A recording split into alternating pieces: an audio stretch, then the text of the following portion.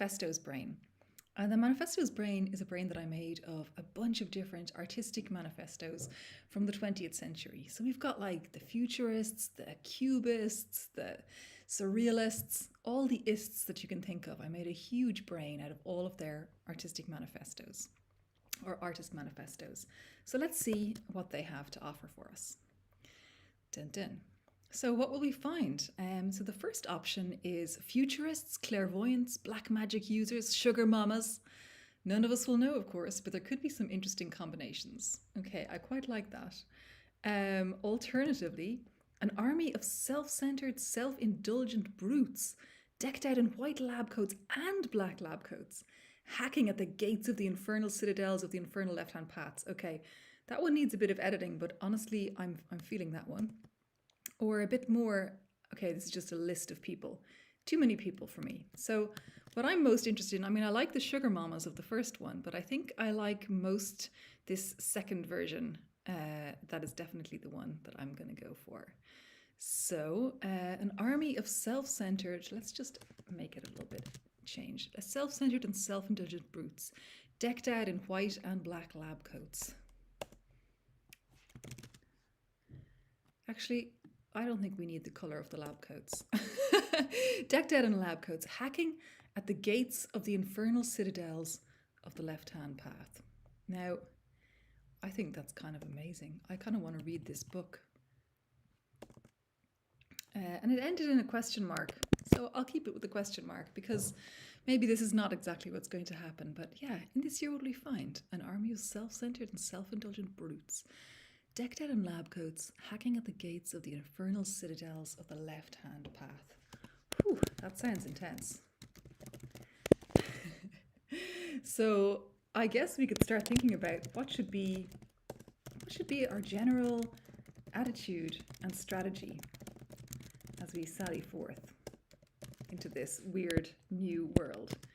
And for this one, I think I'm going to try the meditations brain. So the meditations brain is made by Marcus Aurelius's Meditations. So those of you who've tried LAIKA before will know it's our most popular brain by far. 2,000-year-old self-help book by a Roman emperor and Stoic philosopher who always gives good advice. So as we enter this infernal citadel of 2024, let's see what Marcus thinks should be our general attitude. And he says, the logos we share with the gods and with the rational creatures who inhabit the world. To win our freedom, to be free, then don't think of the gods. Think of your own soul. What's in your mind? What's in the air around you? Or as the soldier rushing forward to meet his foe, so with you. As he stands before you, pleading with you to do the right thing. As you enter a meeting, sympathetic, sympathetic, sympathetic. Okay, I don't know about you. I'm going to have a look in case any of you have anything to say. No. But for me, I think the third one is the sharpest tool in the box. So this is it. This is our attitude as the soldier rushing forward to meet his foe. But then there's this kind of twist in it. Because it's the soldier rushing forward to meet his foe, so with you. And then as he stands before you, so we are kind of then the foe, pleading with you to do the right thing. What is the right thing? And then this sympathetic, sympathetic, sympathetic. I actually really like this because it kind of twists around the entire situation. It goes from us rushing to meet this foe to us perhaps being the foe. And then, you know, trying to think about like, what is the right thing to do? We've come in this kind of very aggressive military standpoint. And now we're just kind of slowing down, taking it easy, and we're sympathetic. Yeah, I like the idea of walking into meetings and just repeating sympathetic, sympathetic, sympathetic. Okay, so, all right. Now we've got something to work with. And I'm wondering, since we're thinking about predictions and prophecies, one of the main ways people can do this in the world is by using things like tarot cards. And in fact, the origin of LAIKA itself came from basically myself and Martin doing fine tunes of GPT-2 with Aleister Crowley's Book of Thoth. So we're going to try that out a little bit. Is there a card? there a tarot card we could pull that would give us some insight? And let's choose the Book of Thoughts. So this is Aleister Crowley's book about tarot. And it's not always super good at finding exactly the kind of thing we want to say. Like it can often say something a little bit strange or a little bit weird, but hey, that's how it goes. A little bit strange and a little bit weird is all our kind of vibe. So let's see what he has to say. Let's do that. Here it is.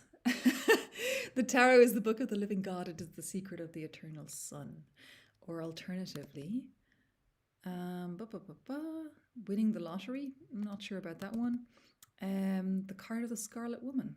Okay, I'm going to take the first two lines of this one and we're just going to give it a go again. Let's do that. Here it is. The Fool, the Fool, the Fool. Okay, I love this. The Fool is the perfect card to be entering into the new year. For those of you who don't know, like the Fool, the idea of the Fool is essentially like stepping off a cliff but trusting that you're going to land. So it's exactly the kind of energy that we might want to bring into the new year. So I will take away, we don't need to have all of these repetitions, the Fool, and let's just see what it says. If we go with the Fool represents the idea, and we give it another go of the Fool. I'm going to edit it a little bit. So the Fool is a mystery seeker. He is not trusted. There is a danger that he will misplace his object, which is the tarot. I'm going to take that out because we're not really writing about the tarot. We're just getting some ideas for the year. So he's a mystery seeker and he is not trusted. And I'm going to change this part into in his own eyes. He is not a card at all, but a picture. I think there's something nice in that. I think there's something that feels good there. So that's going to be my space for him. And I will move on to the next thing. So far we've had a little bit of the manifestos, we've had some meditations, and we've had a little bit of Book of Thoth tarot cards. So now let's move on to maybe a kind of prediction that people really know about, which is, say, the Nostradamus prophecies. So let's think, maybe there will be some beneficial events this year. Like what? There has to be something good, something to look forward to in this infernal citadel that we're entering. So let's have a see. Like Saturn joining the union. The Great One of the Foreign Land will die and will be replaced by a more hideous monster. That doesn't sound like a very beneficial event. Let's see what the alternatives are. The Reformation of the Heretics. Or Saturn re-entered in the good old manner. I think I kind of like the Reformation of the Heretics, but I really like this Saturn in the good old manner, like a house, and then in a peaceful manner. And there's something nice about that. I'm going to keep this. So Saturn, I suppose, in the kind of Nostradamus, in the astrology, in the space where these kind of things are from, is going to have this kind of heavy energy, this like heavy, dull, kind of authoritative energy. So like Saturn, and I'm going to change the re-entered to re-entering because it's in the present or in the future. Re-entering the good old manner in a peaceful manner. Yeah, something nice there. Okay, so let's see what it can mean for our creativity. So in terms of creativity, 2024 will challenge us to, and for this one I'm going to use the third mind. So the third mind brain is the kind of book by Brian Geisen and William Burroughs. They did a collaborative book about cut-up technique, and anyone who knows me knows how much I love cut-up technique and how much I love those two and their uses of cut-up technique.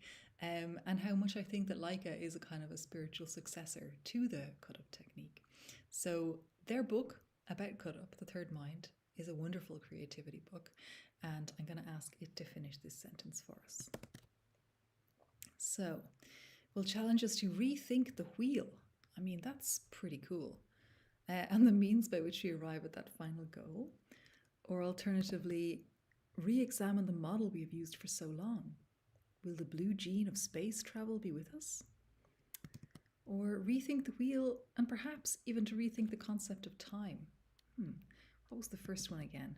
The means by which we arrive at the goal. I think the wheel and the concept of time is even stronger there. That definitely feels good. So I'm going to keep that one. Rethink the wheel, and perhaps even the concept of time. Okay, wonderful. So after this, I was thinking we might try a little bit something from the Tao Te Ching. So the wise amongst us will, and let's see what the Tao has to offer us. We'll avoid these manifestations, but those who understand don't try or force things. When you have names and forms that endure forever, your heart will never unclench. That's really nice. Let's try the other two.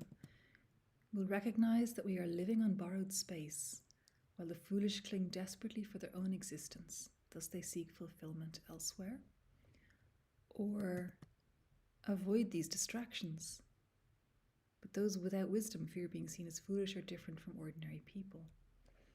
So I'm kind of halfway between this one about like holding on to things means your heart will never unclench. I really like that. Versus recognizing that we're living on borrowed space. I've never heard that expression before, like borrowed time, yes, borrowed space, no. And there's something maybe interesting in there. Yeah, I don't know which one I prefer. If anyone happens to be watching and has an idea of which they prefer, let me know. But I don't know. Okay, I'm going to the wise among us. Yeah, this is the one. The wise amongst us don't try to force things. When you have names and forms that endure forever, your heart will never unclench. Yeah, gotta let stuff go. Gotta let stuff go. Okay, moving on. We're going to dive into the realm of dreams. The hallmarks of the year ahead will be. So for this one, I was looking at Freud's dream psychology to see if we can pull something interesting out of there. So let's see. Oh, only supports the English language. I mean, I was only using the English language, but okay. Okay, return of clairvoyance. Incomprehensible and absurd dreams. The revival of beloved relatives. Okay.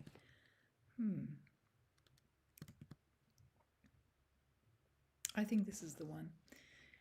Will be found. There will be found many dreams of the sort that are simply incomprehensible or that are plainly absurd.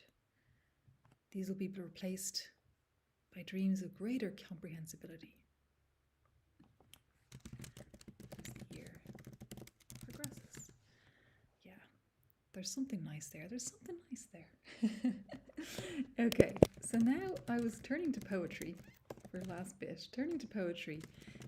Let us receive a verse to accompany our first steps into 2024. And for this, I will ask my favorite poet, Baudelaire, and the brain made from his book, The Flowers of Evil, and see what he has to offer us. O beauty, who art ineffaceable, whose glory can never die, in spite of shocks and unexpected aborts, In spite of centuries of strain and the constant efforts of countless hours, perform as best you know how the task of beautifying our present age. I like this. It's kind of like the tikkun olam, redeeming the present. Something nice in that. Let's see what else there is. Dear reader, peaceful and bucolic, in the year 2140, you will enter upon a new world. Well, that's getting a little bit ahead of ourselves, since we are only in 2024. Or, dear old lovers, what have you read thus far? I've skimmed the surface. Like a pale moon that hovered over the level of pools of gold, I rolled with my head upon the parapet slant and watched the abyss with longing unrolled. Well, I think it has to be that first one. But maybe we can edit it a little bit to make it a little bit more neat, but keeping the meaning, keeping the space in there. Okay, so I will have a look. Beauty. I'm just going to take that out. I think it's like already fine. Oh, beauty whose glory can never die. In spite of shocks, unexpected aborts, in spite of centuries of strain, the constant efforts of countless hours. I really like that line. Perform as best you know how. It's so nice. The task of beautifying our present age. Yeah, I like that very much.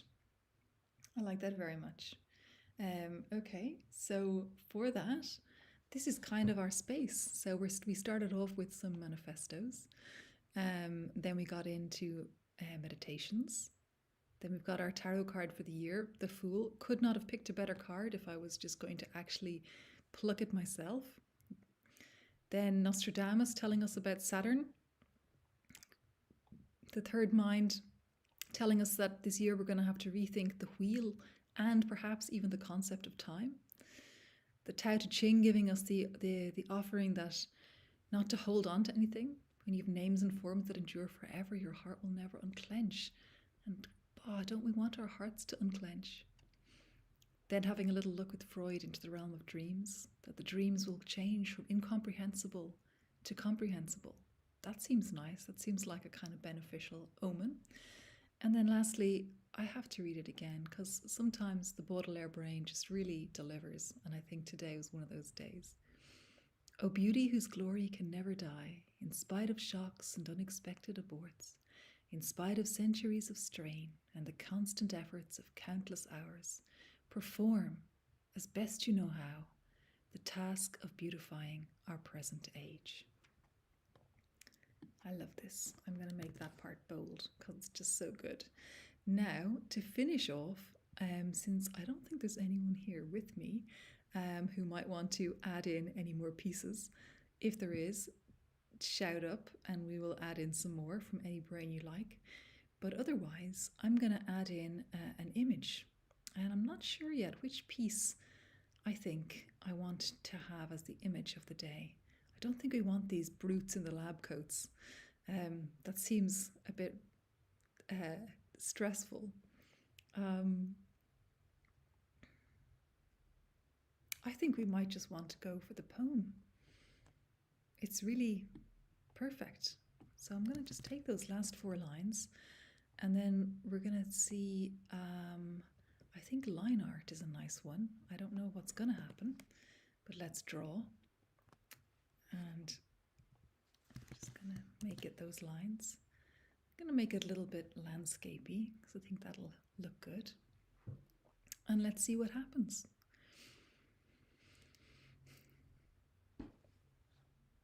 Here it comes. Oh, wow. Oh, interesting. I'm gonna try again. It's gonna look a little bit ugly for a second and then give us something new. Got a little bit of a stretched bug there. Yeah, there's something nice with that as well. Oh no, but this is it. This is the one. So my friends, here we are. I'm going to share this one on our public feed because I love it. And I'll head back here to look at our little picture again and the end of what we made. Perform as best you know how the task of beautifying our present age. So, for whatever that means to you, and however you choose to do the performance and the task and the beautifying, I wish you all the best and a wonderful 2024. If you have any questions about how to do any of this stuff or want any help making a great brain, hello@writewithlaika.com. I'm Shar, happy to help you any time at all. And with that, I wish you a happy new year and enjoy your weekend. Bye-bye.